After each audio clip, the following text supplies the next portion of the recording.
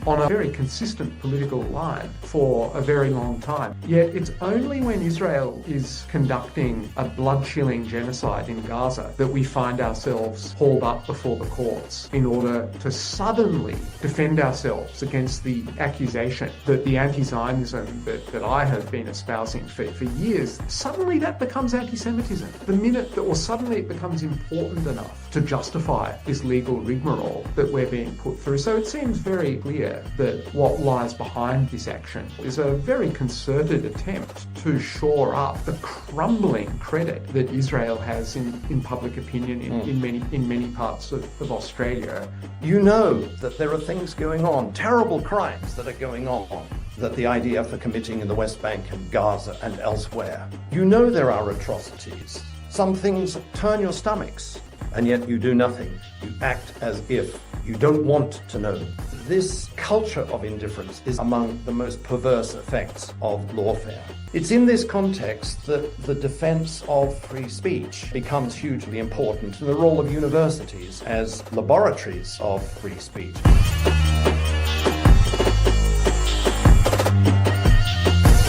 Salamat everyone.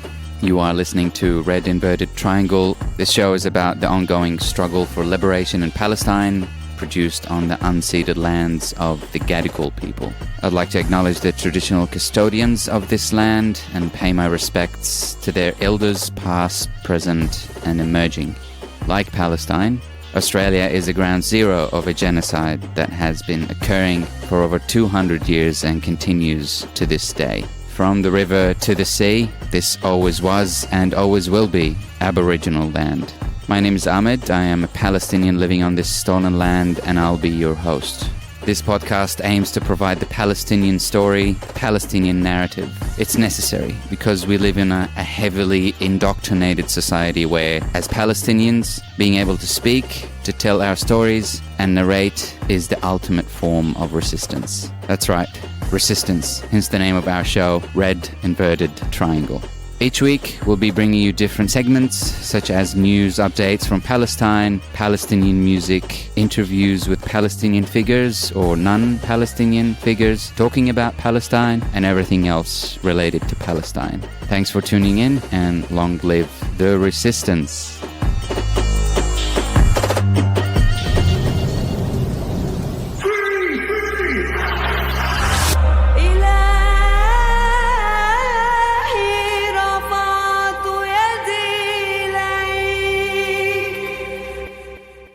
This episode of Red Inverted Triangle, we are bringing you a conversation I've had with Professor John Keane and Dr Nick Riemer. John and Nick are Sydney University academics who have been taken to the federal court as their own colleagues lodged an anti-Semitism complaint against them. The reason?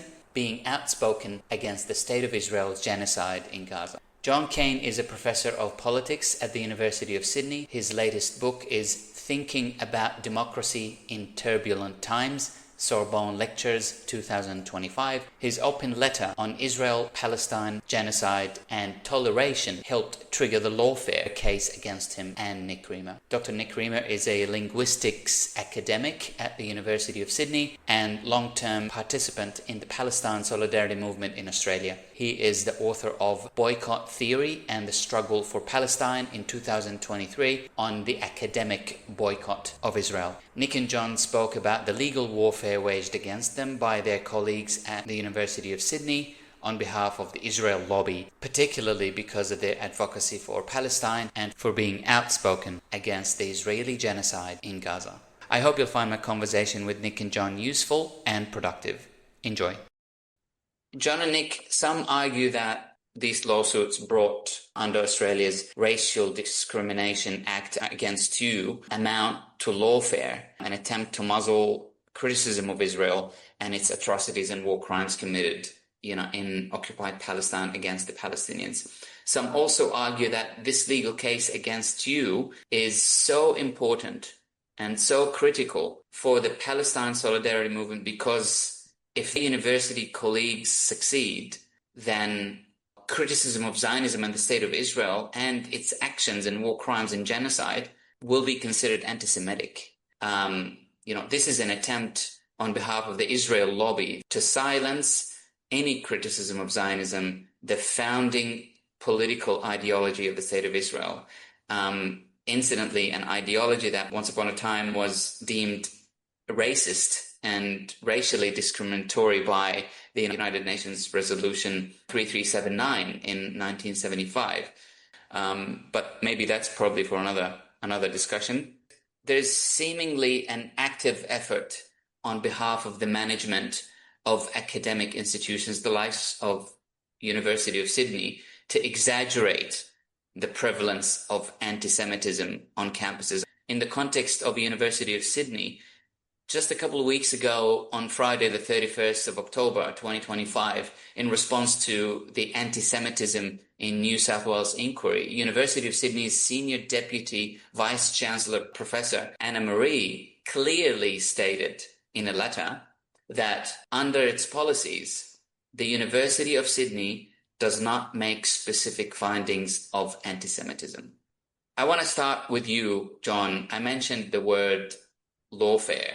But before I go into this with you, can you talk a little bit about the allegations made against you? Because you have specific allegations made against you by your colleagues than those made against Nick. So could you speak to that in some details? What are these allegations? And also, if you could put it within context of what do we mean by lawfare? And because, how does it feel to be a victim of such a lawfare? Yes, the case against me is slightly different than that against Nick. I would summarize the case against me in terms of what we could call a toxic formula.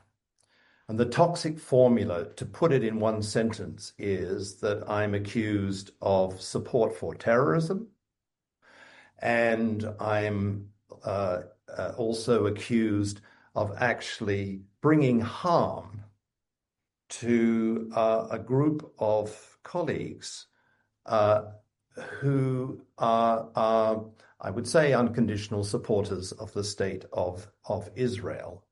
So harm, humiliation, belittling is equal. All of this, support for terrorism, the harmful statements made by me to these colleagues equals anti-Semitism. Now, those who have joined us, and you as well, I'm sure, must be wondering about the non sequiturs of all of this. I mean, it's a sort of jumbled formula, but it's toxic in the sense that it bundles together two issues and draws the conclusion that I am in breach of Section 18C of the Human Rights Act, that actually I have a long history of hatred of Jews.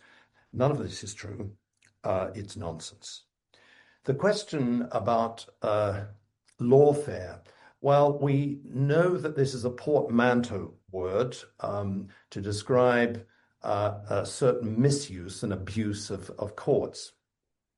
If we just draw back for a moment, Ahmed, and think about the sort of standard view of what goes on in courts, it's likened often to a game of chess. You know, there are precise rules and the moves are very calculated, and the aim is, of course, to defeat an opponent in inside the four walls of a court. In fact, and the aim is to bring justice in a dispute about who gets what, when, and how. This is the standard, let's say, game of chess view of what law is. It's heavily rule-bound, it aims to bring certainty, it aims to bring justice, and it's all done non-violently. No guns or knives in the courtroom, and so on. Lawfare is this, plus the gamification, the weaponization of these legal procedures for political ideological ends. The aim is to crush opponents using lawfare, using the courts, ruining reputations, getting in our case, getting us sacked, upsetting our family life, and in the end, the aim is to get a windfall, into already deep pockets. Mm-hmm.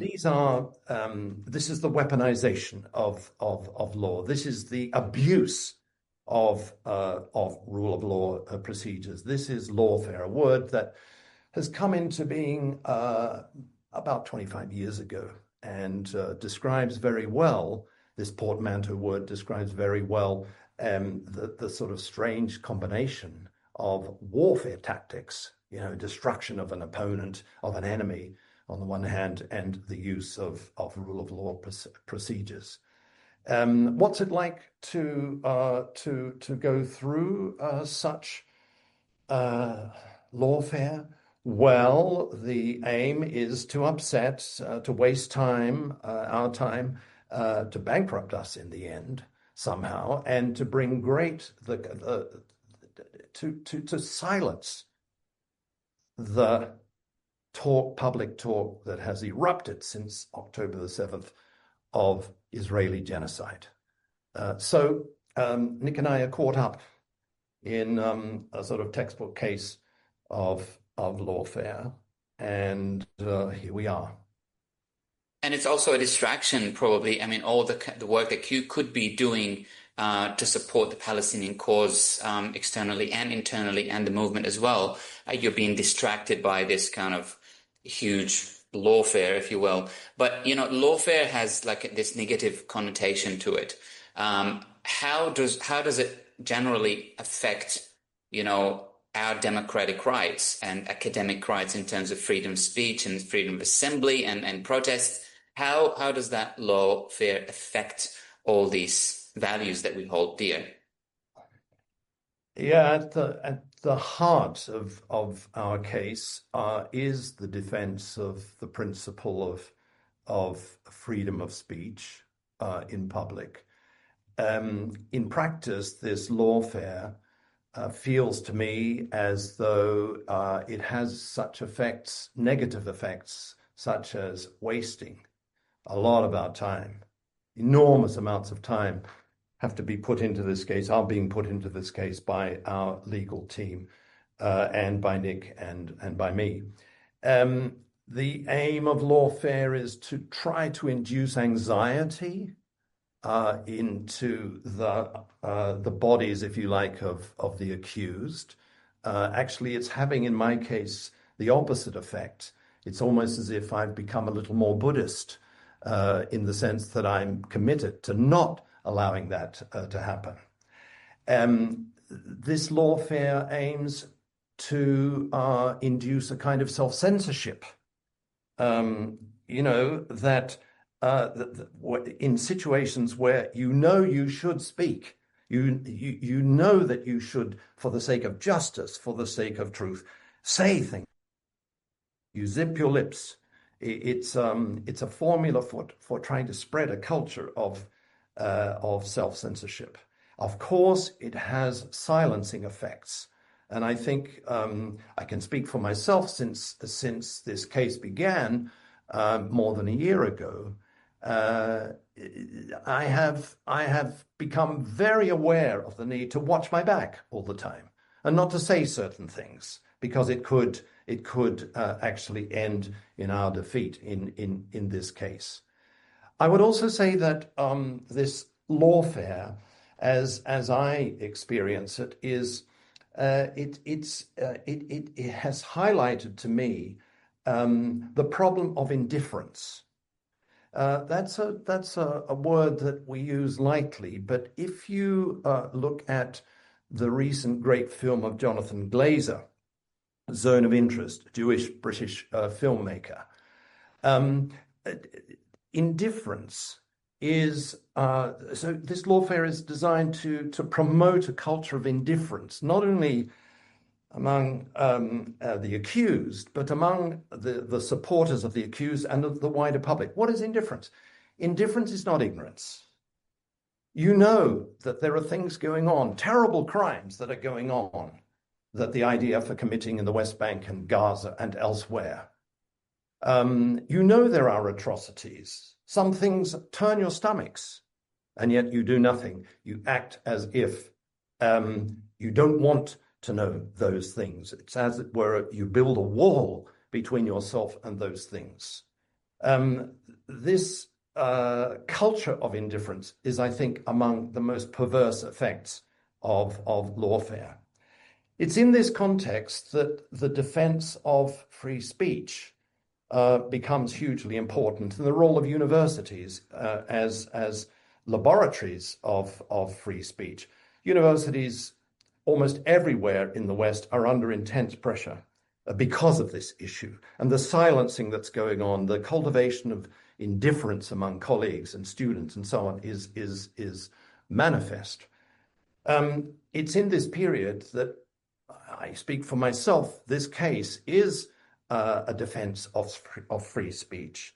And it has forced me to think about the history of the whole principle of free speech. Why is it so important? Well, once upon a time, it's probably a Western invention. It had theological roots.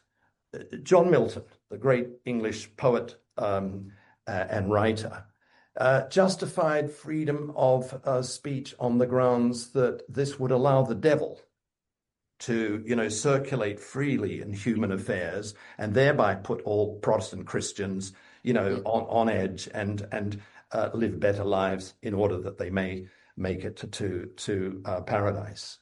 Later, there were justifications of freedom of speech on the basis of truth with a capital T, and we still talk like that. I'm not such a capital T truth man.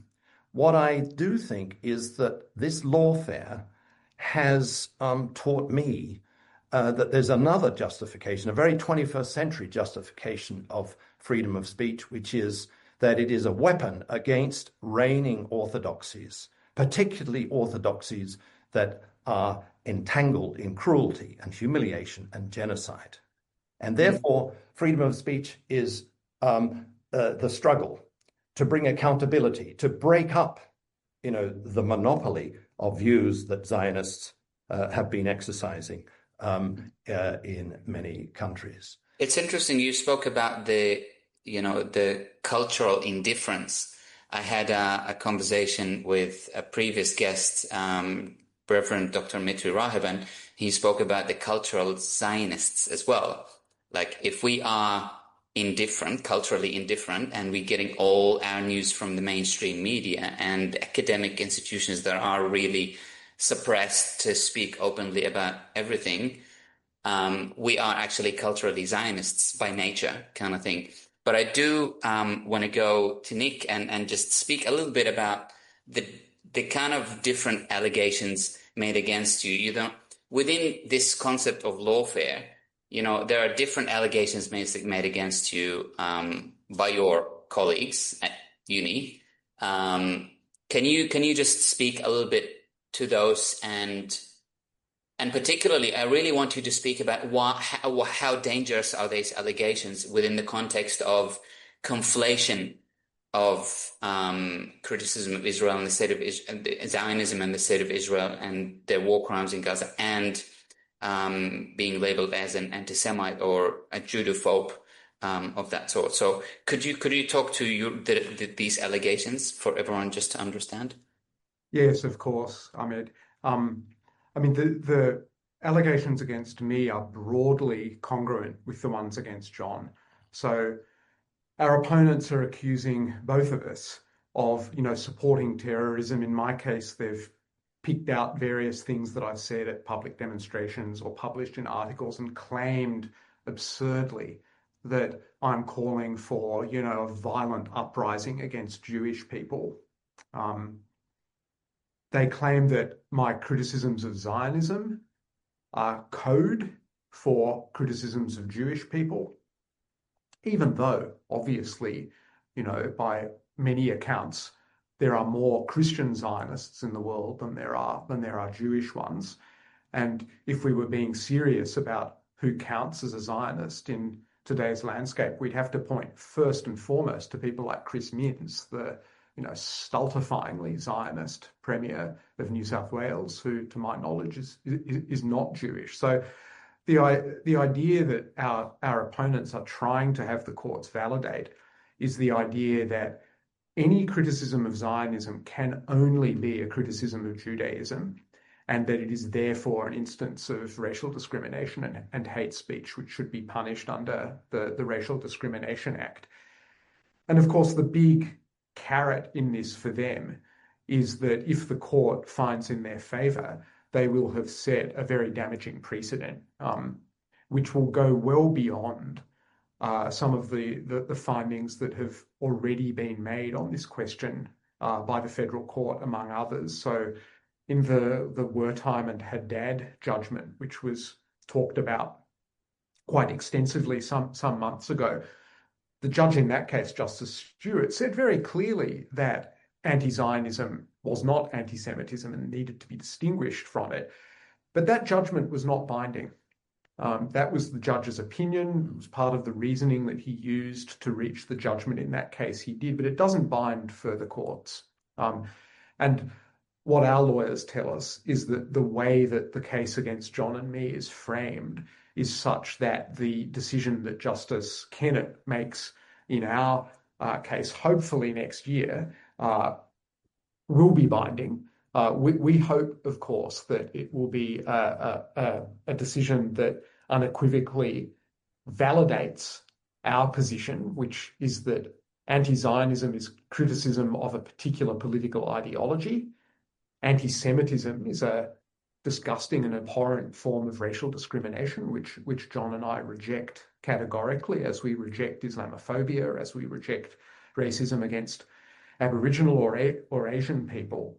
But our opponents want the exact opposite conclusion. They want a big rubber stamp from the court, which will allow anyone who espouses anti-Zionism to immediately be made vulnerable to the kind of legal proceedings that we're going through, which are designed, as John has already said, to have us denounced as anti-Semites, to expose us to significant legal costs and perhaps damages, to make it untenable for our employer to continue employing us, and to send a very strong message that anyone who sticks their head above the parapet and tries to say similar things will meet the same fate. So the silencing effects that John has talked about are, I think, very real, and they're a significant spin-off for our Zionist opponents here. They really do want to muzzle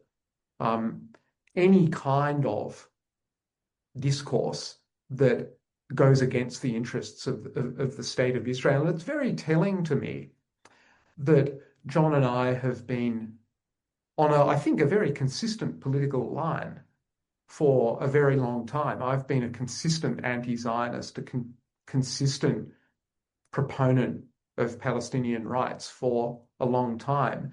Yet it's only when Israel is conducting a blood-chilling genocide in Gaza that we find ourselves hauled up before the courts in order to suddenly defend ourselves against the accusation that the anti-Zionism that I have been espousing for years, suddenly that becomes anti-Semitism. The minute that, or suddenly it becomes important enough to justify this legal rigmarole that we're being put through. So it seems very, very clear that what lies behind this action on some level is a very concerted attempt to shore up the crumbling credit that Israel has in public opinion in many parts of Australia. And I think we can say that, the fanaticism of Israel's supporters in the West is completely in phase with the scale of the state of Israel's crimes. And as Israel becomes more and more criminal, as it adds genocide to apartheid, to ethnic cleansing, its supporters in Australia and elsewhere find it even more necessary to go on this extremely sort of offensive, this offensive against us, because I think they appreciate that they're losing public opinion, or that they have lost public opinion. So their only recourse now is through the formal apparatus of the state. That's why they try to get demonstrations banned. They go after people like John and me in lawfare. They lobby politicians continually. Politicians in New South Wales are in many respects, with only a few honourable exceptions, members of the most backward sector of this society, and they are I think the most well inclined or well disposed to these kinds of lobbying efforts. And it's for reasons like that that we see such this feverish activity on the part of Zionists to lobby, to use lawfare, to suppress this massive wave of popular sentiment, which is everywhere in society, which opposes genocide and opposes Israel. You talk about the crumbling structure of Zionism and kind of the state of Israel. I've been reading Ilan Pappé's recent book, Israel on the Brink, and in his previous book is also talking about how, the Israel lobby internationally or externally moves as the Israeli government moved to more and more to the right and more to the conservatism. And now it's blatantly kind of messianic taste to it. And on top of that, you talking about the conflation of anti-Semitism and anti-Zionism. The biggest danger right now is the adoption of IHRA definition of anti-Semitism in academic institutions and elsewhere, which is a clear danger that we all really need to be aware of. The IHRA definition is being adopted in community councils, in city councils, and that's really important to be made aware of. But I mean, I want to talk about the lawfare and how do we, what would be a good strategy to combat or, proactively fight these kind of lawfare, in your opinion, Nick? Yes, I think that's the key question, Ahmed. I mean, the first thing to say perhaps is that we do have to fight it. We could choose to be silenced. We could choose to self-censor. We could choose to make it someone else's responsibility to fight Zionism and to stand with Palestinians. But we shouldn't. We shouldn't. And I'm not talking about John and me here. I'm talking about members of the Palestine solidarity community generally, and anyone of goodwill who is, horrified by what they've seen unfold in Gaza since the 7th of October in the year before last, and feels that moral need and political need that John was referring to earlier to speak out against it. Either people can think, oh, it's just too complicated, I'm not a very courageous sort of person, that's who I am, or they can oppose genocide. It's a very clear choice that I think does confront each and every one of us in very stark terms, and that we need to take very seriously. And the fact that those who do speak out are now threatened with lawfare just highlights the need for organisation, I think, on our side of this question. And one of the very gratifying things that John and I have experienced, I think, is just the outpouring of support that we have seen from people who have stepped forward with extraordinary generosity to crowdfund the legal team that we have working for us. The legal team that is in our corner is itself extraordinarily generous and doing lots of a vast quantity of unpaid work because they believe in our cause. And I think this all points to just the need that we have to not be intimidated, to continue saying the things that we are currently being, hauled into court for, which we know are not anti-Semitic. We know they are just a political position in favor of justice and equality for everyone. And the key thing is not to give Zionists what they want, which is to silence us. So if anything, I think we need the kind of experience that John and I are going through to embolden everybody in the movement to speak out more forthrightly and with greater determination than they already have, because there are limits to the numbers of people that the Zionists can drag through the legal system. And a point will come where the courts make it clear that the kind of speech that we have indulged in is not racially discriminatory, and we will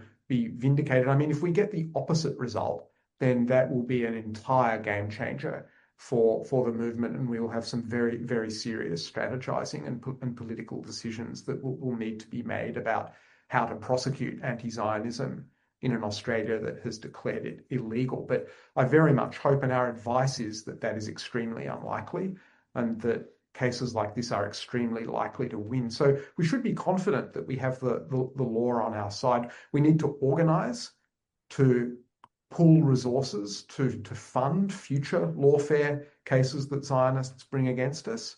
That's something that is lacking at the moment in Australia. There's no equivalent to an organisation like Palestine Legal in the United States. We badly need one. But most immediately, the key thing is that we need to continue advocating for justice for Palestinians, and indeed for everyone between the Mediterranean and the Jordan, just as loudly and just as unambiguously as we have been previously. Couldn't agree more. John, I want to go to you about something you've written recently in Michael West Media, which is a great outlet and platform. I encourage everyone to go and follow Michael West's and his work, and all the great journalists, Wendy Bacon and Stephanie and Yaakov Aharon. You asked what motivates Zionists to misuse courts to hunt down their opponents, the likes of yourself and Nick, in that article.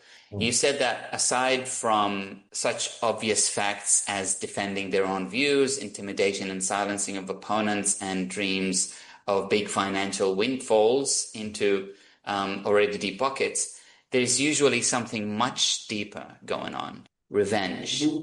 Can you explain what you meant by that? Sure. One of the effects of this case is, in me as a writer, is to dig deeper, to think as nuanced and as complicated as I can about the deeper significance of this case. And I have in mind a series which I'm going to write about a variety of matters, such as evil, for instance. It's coming soon. Revenge was my opening shot, so to say. I mean, it has become obvious to me, and I think Nick has a very similar view on this, that there's something very deep at work in this lawfare. You've mentioned some of the motives, the dreams of a financial windfall, the silencing of us and all critics of Zionist Israel. But revenge seems to me to be a disposition, a malady that's at work in cases of this kind, lawfare cases of this kind. What is revenge? Well, my grandmother would have said that, revenge is kind of part of human nature. This is how things are. An eye for an eye, a tooth for a tooth. Getting even is it's a human instinct. Actually, I think that's not true, with great respect and love to my grandmother, because there is a literature on revenge that's worth reading. And what I did in the last couple of months was actually go through this literature, whose main point is that it's a malady. It's not, so to say, normal, that revenge is typically driven by fanaticism, as Nick has said, or a kind of messianic view, as you have said, Ahmed. It's typically a disposition that is fueled by trauma. That there is a trauma in one's early childhood, for instance, or there's a trauma that has happened to a whole people, the near genocide of Jews by Nazism and by the Soviet Union. And this sense, this deep sense of a trauma that still haunts the living, even a generation or two beyond the original act of great violence, is something that generates a kind of narcissism. You know, this, I'm just using words that you will find in psychoanalytic studies of revenge, where the traumatized become very preoccupied. It is that they have done no wrong, they have been the objects of great harm, and this narcissism then feeds into what psychoanalysts call splitting, you know, where you begin to form a dualism between good and evil, between friend and enemy.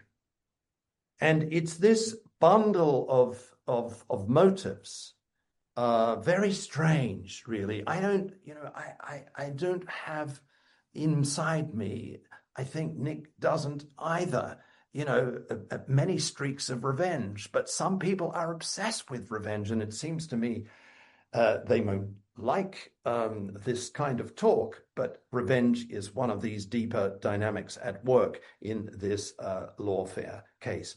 One of the consequences of that is not only that any criticism of Zionism or any criticism of the state of Israel, its history, its founding, the great violence that led to the formation of the state, and all the behavior since 1948. One consequence, of course, is that they want to silence all of that. But there's something as toxic at work in this revenge, as I see it, which is that they want to obliterate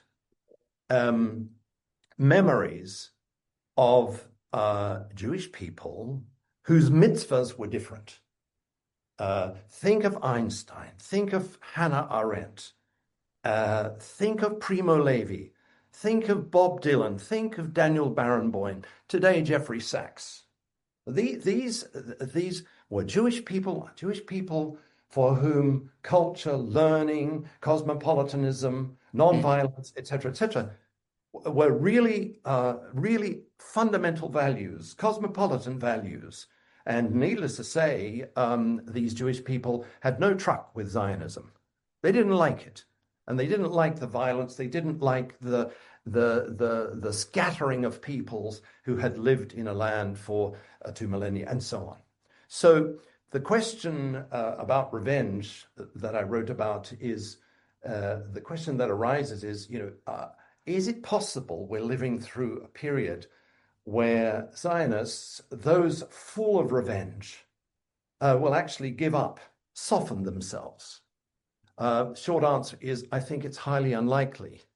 And it's for this reason that they shall have to be defeated in court. We definitely hope that this will be the outcome of your case, at least. But Nick, I wanna bring it back to the situation on campus at the moment. You're teaching at Sydney Uni. What is the current atmosphere right now at the Sydney Uni when it comes to activism for Palestine? We used to see, the encampments, student encampments. We used to see constant rallies on campus. Is there any clear signs of silencing of students and academics? I mean, do you get any feedback from students on this? Do you have any examples? Yeah, sure. We talk to students all the time. There's a very vigorous and vibrant Palestine solidarity community on the campus, which cuts across staff and students. Maybe the key thing to say is that the university is putting us under pressure, but there's no way that we're stopping. The most recent thing, I suppose, that we can point to on the Sydney University campus was the event that we hosted with Chris Hedges, the famous ex-New York Times war correspondent who visited Australia not all that long ago. And the Staff for Palestine group at Sydney University hosted a lunchtime talk that he did, and we did that in collaboration with two academic departments, with the Department of History and the Department of Media and Communications. And I think that it tells us something about the growing normalization of opposition to genocide and a growing normalization of a political stance in favor of Palestine, that two academic departments were perfectly prepared to put their name to this talk as sponsors, despite the controversy that has surrounded the issue. And this was a very heartening to me piece of evidence of what I was talking about before, precisely the fact that there are people who are prepared not to be silenced, and for whom this horror that we've all been witnessing since October the 7th, 2023, is just shoring up and increasing, supercharging their ability or their willingness to speak out. So that was extremely positive for me. I think we can say probably that in many parts of the university, support for Palestine is now the default position. My impression among my students in the Faculty of Arts is that that is almost universal, almost universal. It's worth saying, I think, that the university administration itself is a very clear exception to that generalization. The university administration, in the form of its Vice-Chancellor, Mark Scott, its his second in command, Professor Anna Marie Jagos, the university executive, the Senate, have done absolutely nothing to stand against the genocide. They have said absolutely nothing about the wholesale destruction of Palestinian higher education. They've done nothing. Even the Faculty of Health and Medicine at the university has refused to make any statement about the blood-curdling destruction that Israel has repeatedly wreaked against the medical and healthcare infrastructure of Gaza.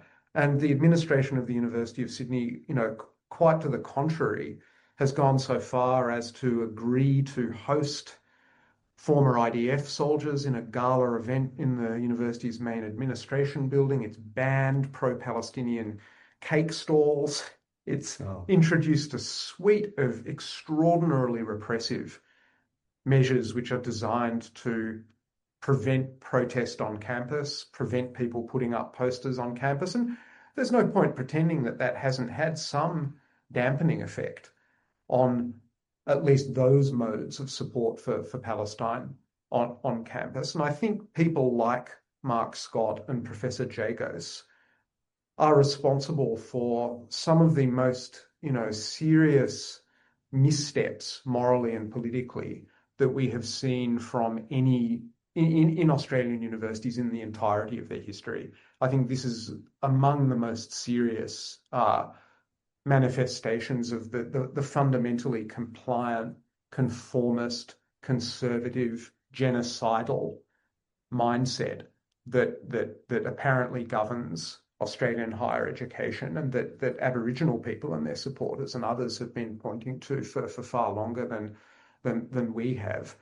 And it's not just Sydney University, it's the Australian higher education sector as a whole, and it's compounded by the very real kinds of financial constraints that the universities find themselves under. Governments of both political colours would like nothing more, I think, than to place universities firmly under the thumb of the economy, so that they were no longer any kind of sort of arena in which dangerous ideas can be expressed. But it's very encouraging that there are so many staff and students who are determined for that not to happen. The final thing I might just mention, because I don't think it's well known enough, is that the other side of the pro-Palestinian presence on campus is a very concerted pro-Zionist presence. We know that Sydney University has scores of members of the so-called 5A network, the Australian Academic Alliance Against Anti-Semitism, which is a lobby group that operates within universities to coordinate lawfare and to, weaponize the internal disciplinary and code of conduct processes that large organizations like universities have against Palestine supporters. And they are responsible for scores of internal complaints against staff. And one thing that I'll just end on, if you don't mind, it's worth just saying that among the members of this organization are former members of the IDF. So among our colleagues at the university are people who have had, to the information we see is correct, quite senior roles in the Israeli so-called defense forces and the occupation forces. So one person in particular that I'm thinking of, and I'm just going on information that was publicly available and of which this person made no secret, was an advanced training instructor for the IDF, admittedly more than 20 years ago, but boasted on their LinkedIn page of having been responsible for advanced training for groups of more than 30 soldiers in the IDF. So I think there are very real questions that the university should be asking about the involvement of its staff members, both the historical involvement and the current involvement of members of staff, paid members of staff, with an army that is complicit with genocide, responsible for genocide. And, how many members of staff are there on the University of Sydney who we can justifiably raise questions over their complicity in war crimes? That is a genuine question. I don't know what the answer to that is, but I think it should be raised. It's unbelievable. You can't even make these things up. It's just, it's incredible. But John, this system of silencing in academic institutions in Australia and governments in general, firmly standing up with Israel, with the state of Israel during the genocide over the past 25 months. What does that tell us about the West in general and Western academic institutions? Yeah, it's a great question, Ahmed, and I'm rather lost in thought, and I think many other intellectuals are, and we're witnessing the first production of very good essays and books that make the point that there is something different, unfortunately, about this genocide. Yes, we've witnessed previous genocides. There's one going on in Myanmar, in Sudan, and the list grows longer. But I'm pretty convinced that this unfinished genocide committed by Israel is of historic significance, and I hesitate in talking like that. I'm not a big fan of grand generalizations, but grand generalizations are sometimes needed, and I think this is a period in which they are really urgent. There are several things that since October the 7th, let's not memorialize it. We know about the 100-year war on Palestinians, Rashid Khalid, and so on. But since October the 7th, some things have become clear.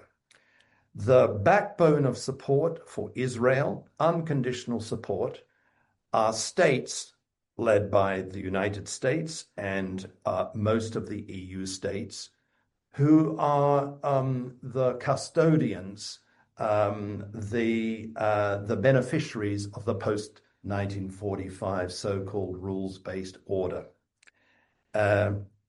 Bretton Woods and the IMF and the WTO, all of this has been, as is being pointed out, is a kind of domination of the rest, the West dominating the rest. And the continuing support for Israel, which is shocking in this core of states, the architects of post-45 global order, are sometimes perverse, really perverse. I resigned from a research institution in Berlin, the WZB, very early on after October the 7th, and I have followed what German politicians have done since October the 7th. There's a kind of German syndrome, continue to ship armaments to those committing genocide, diplomatic support, moral complicity in this. Even German politicians, as we know, have been saying what others have not dared to say in the West, which is that, we have this historic commitment to Israel because of what we did to the Jews, and therefore doesn't follow, but therefore unconditionally we will back them to the hilt. This is one thing that has become, one dynamic I think that's become clearer, that we have a cluster of states that are shrinking actually in power globally, that are committed unconditionally to the continuation of this war on the West Bank and Gaza and other parts of the region. Second lesson, so to say, is the ugliness of the United States and Israel in all of this. The United States is at war in the Horn of Africa, the Gulf, in the west of Asia, in the Eastern Mediterranean, in Ukraine, and this behavior of the United States, I think, is a turning point in the history of an empire that's in decline. This is one of the lessons that we're watching, so to say, live. A great moral crisis is developing, in which the post-45 Western order, compensation for what the Nazis and communists did against the Jews, welfare state capitalism, liberal democracy, rules-based order. All of this is crumbling, and I think Pankaj Mishra is one of the writers who correctly puts his finger on this second point.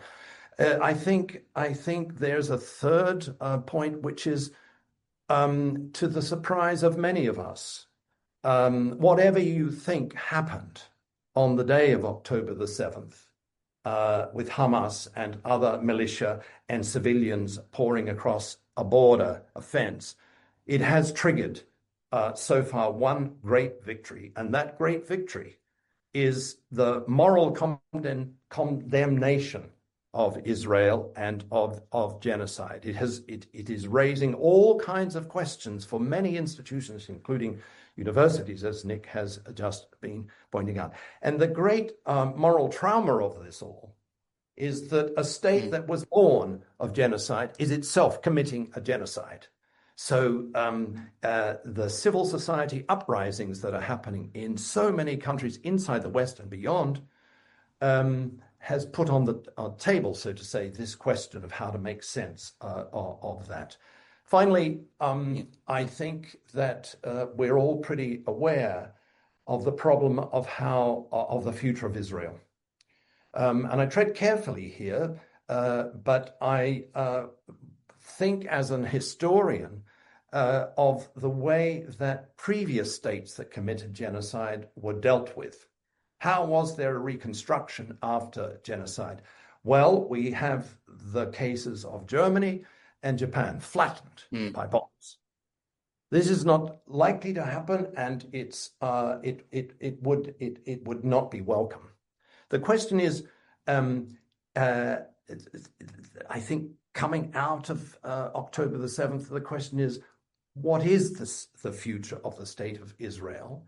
And how will Palestinians, not just in diasporas everywhere, in Chile and elsewhere, survive? But how will the Palestinians in this area survive? And it seems to me what's developing, broadly speaking, is a split between those who think that there can be a Palestinian state which will be accepted by Israel. Nominally, many Western states have now signed up to that. It's a lot of hypocrisy. And what we are witnessing this week in the UN Security Council is a move by the United States, backed by Israel, to push a version of that independent state of Palestine.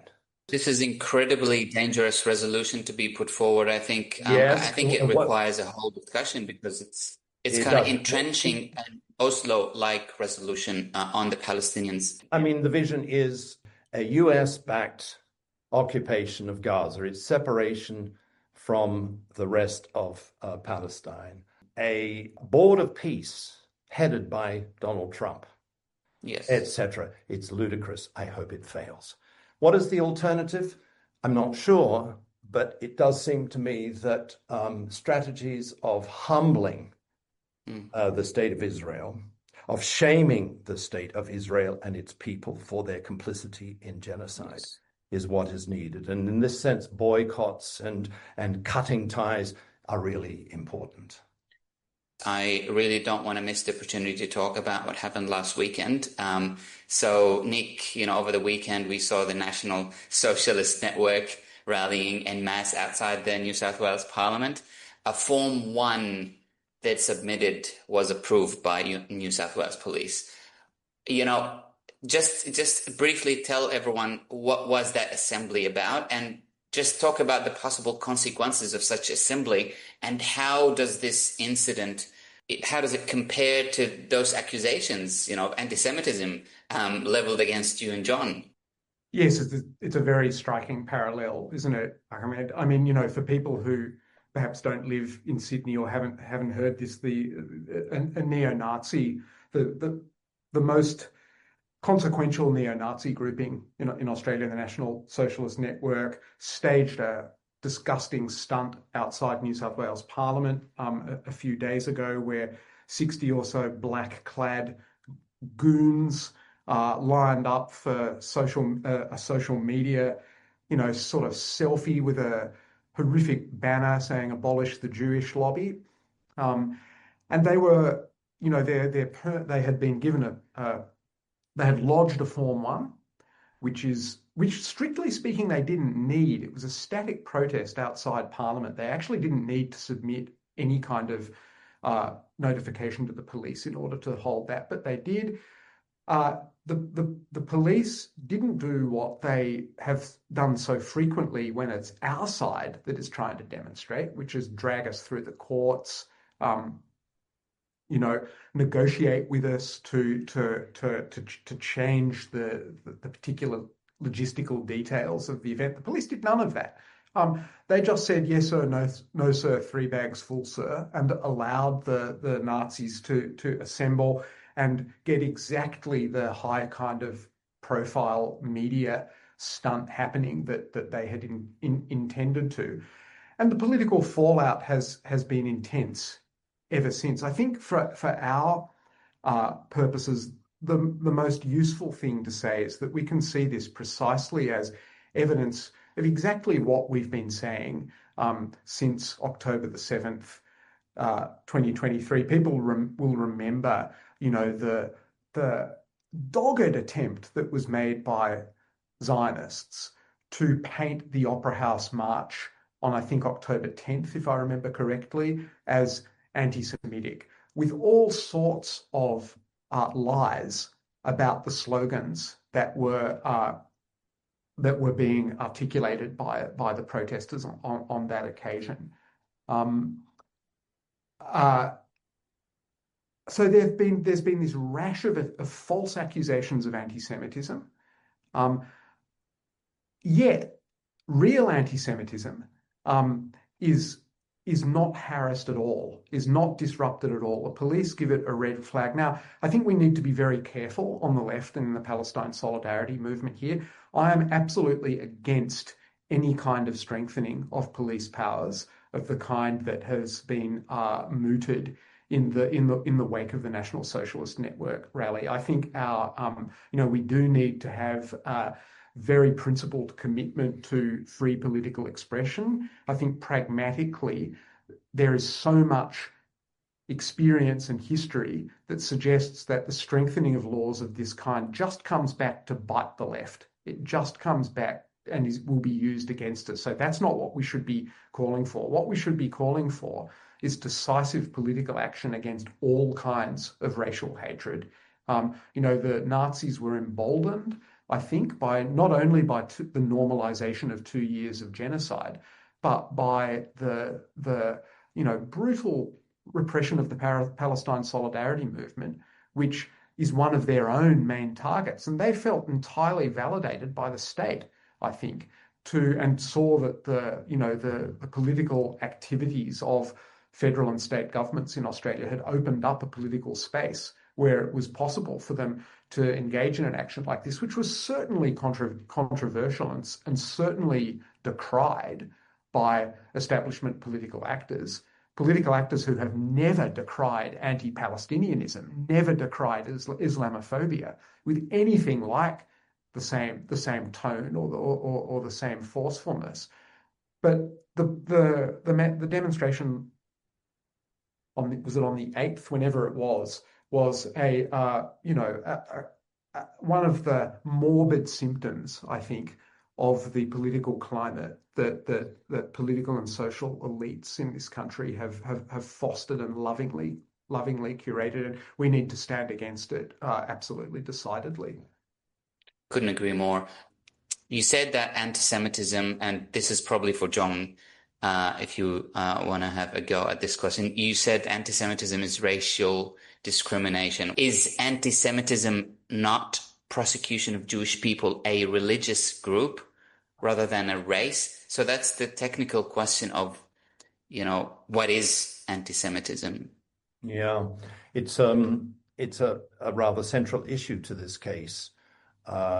I would say I tread a bit carefully because we're not meant to discuss the details of the case, but you've heard it all outside the courtroom, which is that, yes, we are Zionists.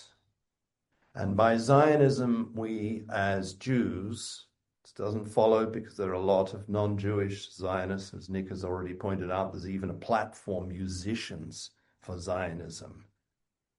Bono, for example. But the reasoning is that as Zionists, as Jews, we are supporters of the political project of the establishment of Israel and its more or less unconditional protection through thick and thin against the lies of those who say that atrocities are being committed and land has been stolen, and lives have been ruined, and children are being murdered at an unprecedented rate. The trouble with this line of reasoning is that we think, and we are hoping we'll be vindicated on this, is that the case turns on a section of the Human Rights Act which specifies the meaning of racial hatred. And it does not include religion, and it does not include political views in favor of or against a government on our planet. So to put it more clearly, there is we think, a weakness in this general line of attack in this lawfare, which mixes together religion, a political commitment to a so-called nation state, and hatred of a racial group. This is a bundle of things that don't, of elements that don't actually congeal. So it's our hope that one of the effects of this case, victory in this case, will be to make the distinction very clear. We do not hate Jewish people. We have friends who are Jews. There are Jewish people who support us domestically and globally. The matter of belief in a God, or the matter of a political commitment to a state, a blind political commitment to a state for reasons of revenge and so on, these are separate. This is, it seems to us, one of the core elements of this case, one of the core principles. That's why it's a really important question to address. I don't know if you have anything to add to this, Nick, but I do want to direct this question to you. I am mightily amused at these fools trying to get a linguist on the conflation of those two concepts, anti-Semitism and anti-Zionism. How do you feel about that, Nick? Well, I don't think they're fools. That's the first thing to say. I think they're, very well funded, very, in many ways, strategic, deliberate, calculated political actors here. So I think it would be a mistake on our part. And I think, Jan, you probably just used fools as a derogatory term, which I'm completely on board with. But I think we shouldn't underestimate the amount of thought and the intent and the degree of planning that's gone into the case against John and me, even if we do, I think, feel, and everything we're told confirms this, even if we do feel that the case has a fundamental flaw right at the heart of it, which is the one that John has just outlined. I mean, for me, it is pretty weird to be in this situation because, as Jan has said, I do teach linguistics. In particular, I teach and research on a subfield of that discipline called semantics and pragmatics, which is about meaning in use and meaning in context.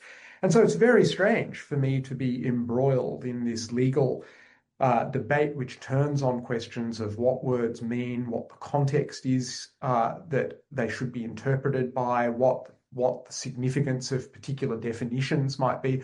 All of these things are, questions that in many cases I've spent decades of my professional life reading about and reflecting on, and that I engage with students about on a quite regular basis. So it's just strange. I suppose it brings out the extent to which the law and popular discussion of these questions still rests sort of necessarily in many ways on extremely unsophisticated conceptions about what language is and how it works. If we, there's the level of generalization that this case is on is really quite breathtaking. The premise that it is possible to say that because of a particular utterance, a particular utterance type always inherently results in harm to a particular category of people is just an extraordinarily unsophisticated and, coarse and sort of dumb, I think, way of conceiving about what words are and how they work. And that's of professional interest to me, if nothing else. Could I say a little bit to Ben, and in adding to what Nick has said?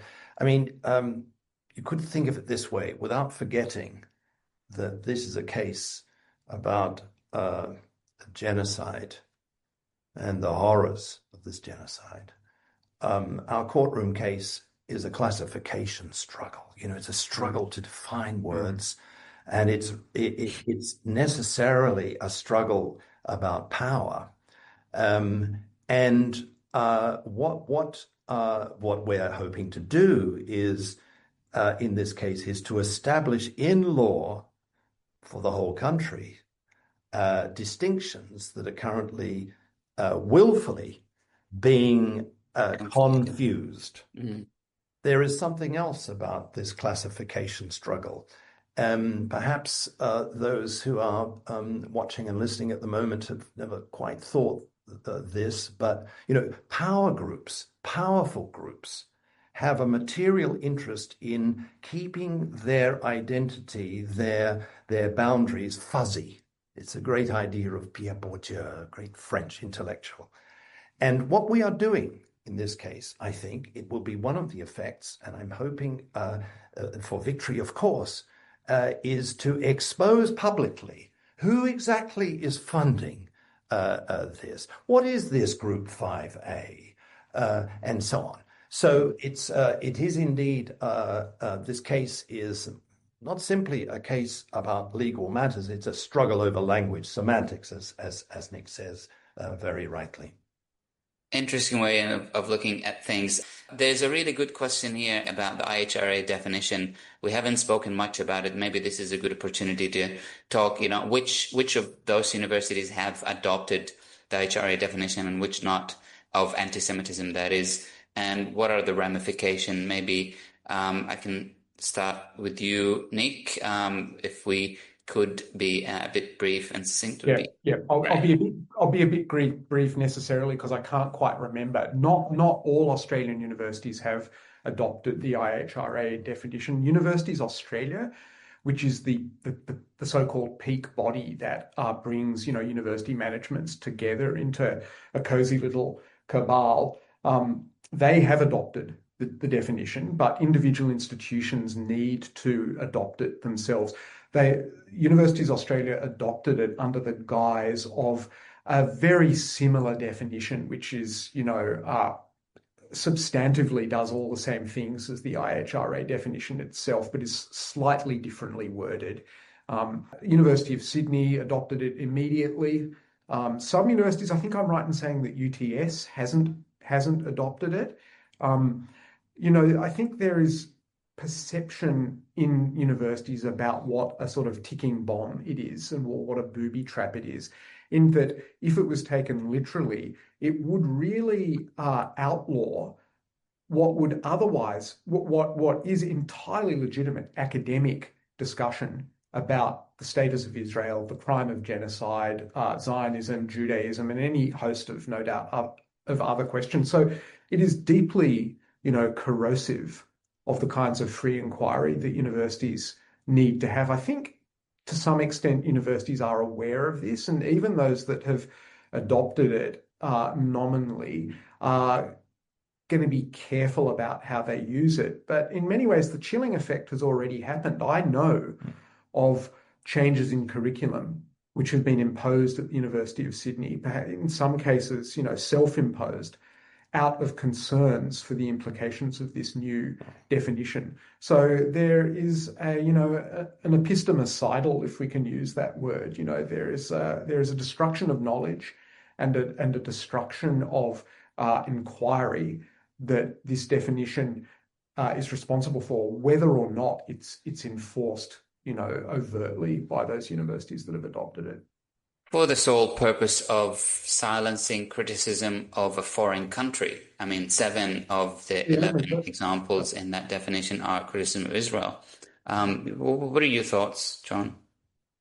My worry is that the Australian dynamic is more insidious than that of the American dynamic. I mean, what we all know is that the Trump administration is rounding on a whole clutch of universities, and to the surprise of many observers and many academics and students, there are universities like Columbia that bow down. They not only pay money, to the Trump administration, but they agree to epistemic czars to come in and to be, the monitors of courses, the shutdown of departments, the elimination of certain staff. I mean, this is all very brazen, and it has potentially an unlimited repertoire. I think Berkeley is in the firing line at the moment. My fear is that that the university administrators themselves, the senior management, backed by government and by Zionist lobby groups, will actually have the same effect, and it'll all happen much more silently without much fuss. So one significance of this case, without being at all narcissistic, is that University of Sydney is targeted for a particular reason, and it's why we must win, because actually it would be a reversal of that process. It would be a great defeat intellectually, morally, and politically for that kind of Americanization of Australian universities. I never saw anything like this in my life. Not even during the Vietnam period. There was none of this kind of IHRA type sympathy where kowtowing to a foreign government, it's just astonishing. And we are hoping our case will help in a small way to defeat this. Fingers crossed. I want to go to the last contribution from Professor Ahmed Shboul. He's saying, how do you explain university administration attitude? Why are they so immoral? Well, John has indicated he'd like me to get you started with that. Yes. I mean, I think you're right, Ahmed. They are immoral. What we've seen since October the 7th, I think, has been a global phenomenon, which is by no means, of which Australia is just an example. The global managerial professional class, with not very many exceptions, has closed ranks behind Israel decisively. We see it in university administrations, we see it in the media, we see it in arts organizations, in public administration. There has been this concerted attempt to suppress any flickerings of the expression of the idea that perhaps genocide is wrong. Mm-hmm. And I think we need to look to understand why this is the case, to the kinds of political and organizational and social structures that universities and similar organizations are embedded in, and ask the question, what kind of political dispositions, what kind of people get elevated to the leadership of these organizations? And I think that it's very clearly on show in universities that you don't get to head these organizations if you have opinions that depart even an iota from maybe they can depart an iota. They can't depart in any significant way from the sort of, deadening liberal mainstream consensus that we see in the center of Australian politics. And support for Israel is deeply embedded in that. The other thing that you can't do if you're a university chief is be too outspoken or loud about the desperately underfunded state that Australian universities are in. It's a fact that is just utterly remarkable to me that, well, it's not remarkable, it's what you'd expect, that university administrators have been complicit and have collaborated and have facilitated the bleeding dry of their institutions by one government after another for decades and decades. And one of the reasons that they are elevated to those positions is that the university boards, which are largely appointed and which are largely, constituted by business people and government appointees, have no interest in a leader of a university that's gonna rattle the cage even a little bit about something as essential as university funding. Why would they rattle it over Israel? Compliance, conformism, getting a star from their boards and their executives, fulfilling their KPIs, taking home their massive paychecks. These are these people's priorities. They don't care about education. In the case of the Vice-Chancellor of the University of Sydney, he has never even worked in university, doesn't have any sort of serious higher degree, knows nothing, evidently seems to get most of his information about what's happening on campus from the front page of the Australian. So it's not, any surprise that they've reacted in this way, I don't think. And there's nothing particular about the Sydney University leadership here. They're absolutely typical exemplars of their particular political class, I would say. May I just add a few seconds? Please, yes, yeah. I had the dubious honor of delivering an online lecture to Berlin to a consortium of universities, the Humboldt and the Free University, WZB, and other institutions. And just before the lecture was due to start, police actually raided a number of the universities. The students very cleverly just then disaggregated and went to cafes, and we went ahead For me, it was the beginning of thinking about what's happening to our universities and what October the 7th and beyond is teaching us about the degradation of universities that Nick has just been speaking of. It's not time for a lecture on the history of universities, but it's worth bearing in mind that the first universities, Chinese and Islamic, were moral universities. They were committed to the teaching of ethics, and practical matters were of secondary importance. Then around 1800 is born the whole ideal of the Ivory Tower University, where the church and business and the state are meant to keep out of this. These two models of the university clearly are obsolete. There then came in the 1960s, just before I went to university, the idea that of the multiversity, that the university would be a place where indeed government played a role and indeed business played a role, but there would also be a sector of public, open public commitment and public discussion to the public good. What I think October the 7th has done for me, and I think for many friends and colleagues, I think including Nick, is it's forced the realization that our universities have become hostages of government policies, of armaments production, of diplomatic connections, that they are part of a military-industrial academic complex, to use the phrase. They have also become intensely businesses, the commodification of universities. And it's a key reason for me, with a new management style that plays out this strange crushing of public commitment, of public knowledge, public commitment to public controversies. They have no interest in this. They are principally interested in public reputation management and the minimization of public reputation, disreputation.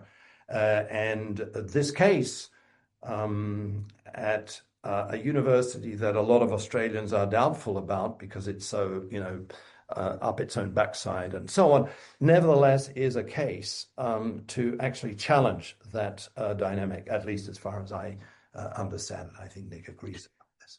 Unfortunately, so in the last couple of minutes, I just want to ask each one of you, or if you both can come up with an answer to the following question: how do we stay informed with the progress of your lawsuit?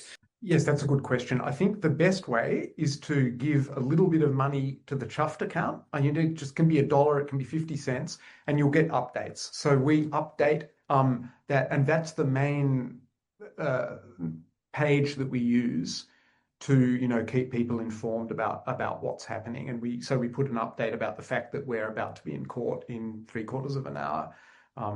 So I think that's the best. Or follow John and me on social media.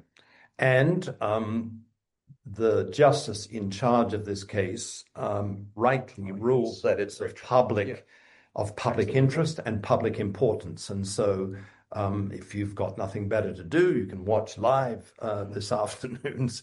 Can you? Yes, I think so. Can. I think so. Yes, it says so. Court documents. And the court documents are all available.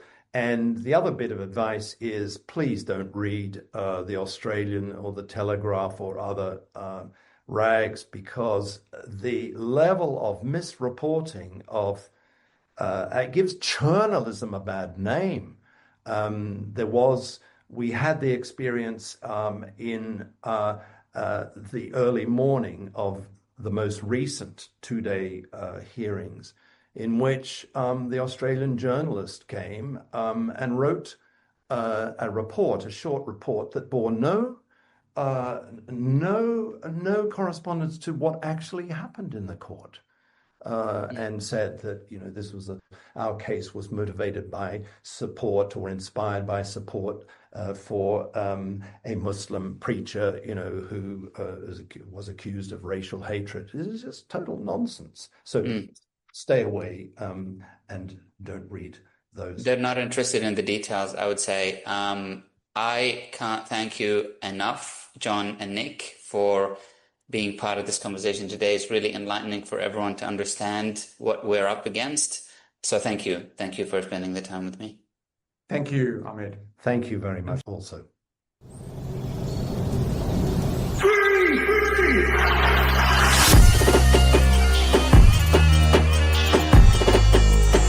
You've been listening to The Palestinian Show, Red Inverted Triangle. If you'd like to learn more about Palestine, or if you'd like to get involved in the Palestine Solidarity Movement, please follow Palestine Justice Movement Sydney on Instagram or Facebook. And keep tuning in to Red Inverted Triangle. My name is Ahmed. I will see you next time.